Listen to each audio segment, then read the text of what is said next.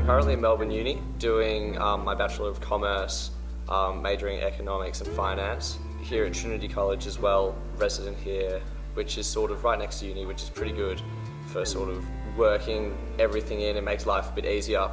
And then on the side, I've got this new business that I've started up properly this year, but it's sort of been plodding away at it the last 2 years, called Point925 Designs, which is essentially a jewellery business aimed at schools, universities, clubs. So mainly graduation memorabilia is what I'm doing at the moment, and that is for the Year 12s finishing school, something for them to take and have for the rest of their life. So how it actually started was when I was in Year 12, our school captain got a letter from a company asking if we wanted to buy similar rings. And me and a mate from school took this on, got a couple of samples sent to us, and I sort of realised that it wasn't good quality, it was a bit cheap, and we were getting charged a lot of money for it. So I sort of did my research into it and found out that you could either get that sort of stuff, and then on the other hand, you could get really good quality ones, but you'd be paying upwards of $150, which is pretty unreasonable for a student. So that's where I sort of came in and tried to start a company where we're selling rings for that lower price for $60 or $70, but making sure that people are still getting the quality that they need whilst it being affordable for them and for their year level to get. So I think that because of the upper and lower brackets, I don't have much competition. I think that I get that because I'm not a big company, I'm a student-run company. I'm basically my own boss. I don't hire people as such. So it means they don't have overheads. I don't have to pay for rent. I don't have to pay for that much equipment. I don't have to pay for any other staff, really, apart from the actual products that we're getting, which means that I'm able to get that price lower than most other people would be able to do.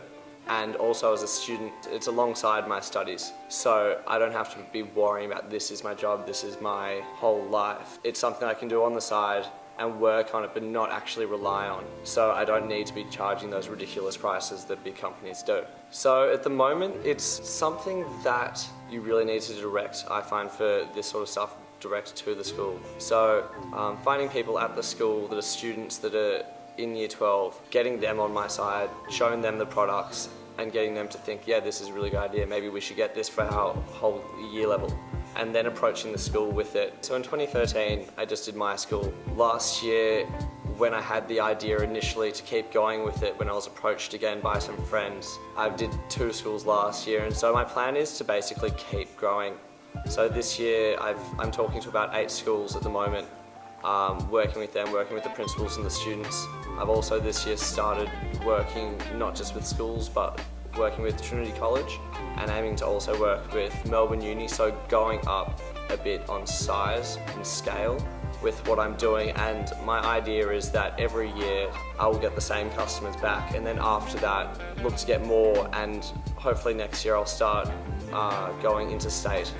Yeah, I find I'm always doing something. I never really have a moment where I can just forget about it. Once I finish my uni work, I have to send emails, or I have to call someone, or I have to have a meeting. But at the end of the day, this is something that I like and I enjoy, and it sort of excites me doing and having my own business that I'm running.